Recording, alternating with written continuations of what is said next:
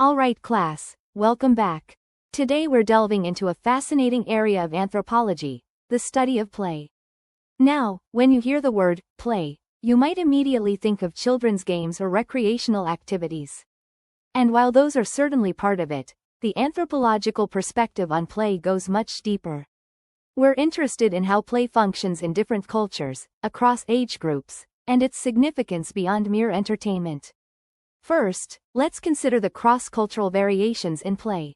Games and playful activities can vary dramatically from one society to the next. Take, for example, the game of Mancala, popular in many parts of Africa.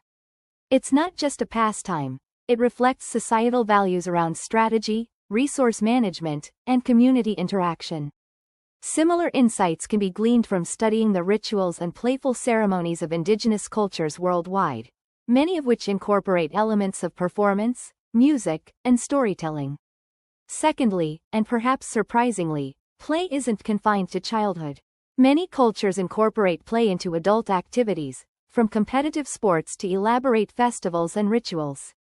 Think about the role of play in strengthening social bonds and reinforcing cultural norms. Interestingly, some scholars even argue that the highly structured world of business and politics often involves elements of play, albeit with higher stakes. Now, I know some sociologists might disagree with that categorization, focusing more on power dynamics and social structures, but the anthropological lens allows us to consider these playful elements. Finally, play has a significant cognitive and developmental function.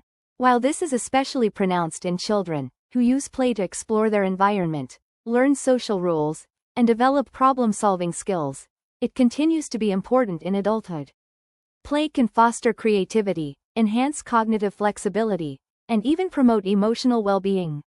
Whether it's a casual game of cards or engaging in a creative hobby, play offers a space for experimentation and self-expression.